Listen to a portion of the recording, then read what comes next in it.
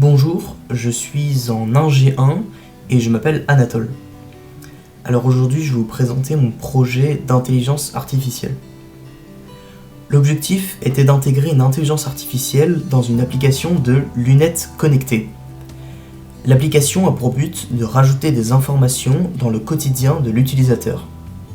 Comme par exemple, dans cette vidéo que vous voyez, avec un point d'information au-dessus d'une bouche de métro. L'intelligence artificielle devra donc reconnaître un objet qui mérite un ajout d'information et savoir où placer le point sur cet objet.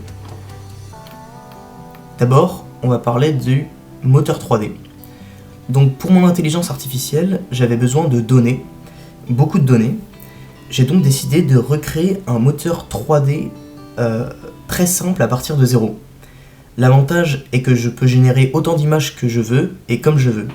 Je peux régler le format, la qualité d'image, la rotation Z, Y et X du cube, mais aussi son volume.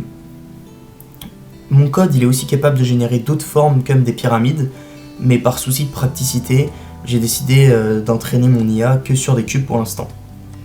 Le désavantage d'avoir mon propre logiciel, c'est qu'il n'est pas très bien optimisé et que je peux vite me perdre dans le code très répétitif. Ensuite, j'ai commencé à coder l'IA.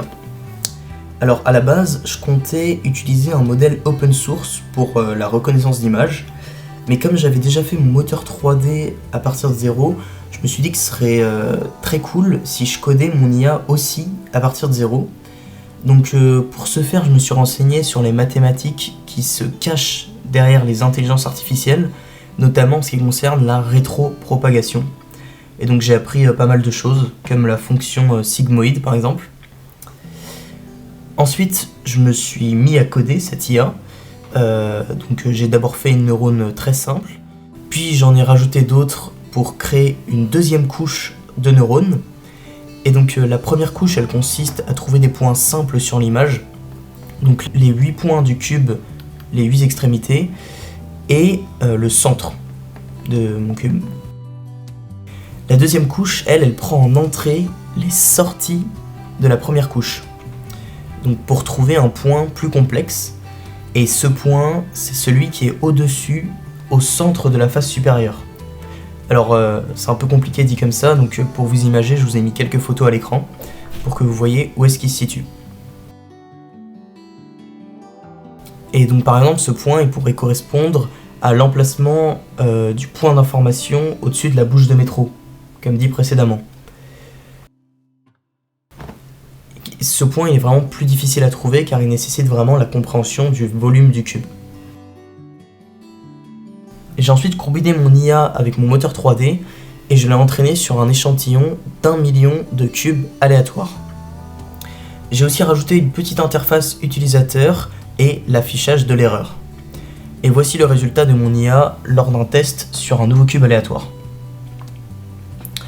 Pour conclure, voici les points que j'aimerais améliorer et aussi mes objectifs futurs. D'abord, on peut constater que de temps en temps, la neurone 2 de la couche 2 se trompe pas mal. Ça reste une erreur de 1 coordonnée sur 28, mais c'est assez étrange parce que la plupart de mes neurones se trompent beaucoup moins.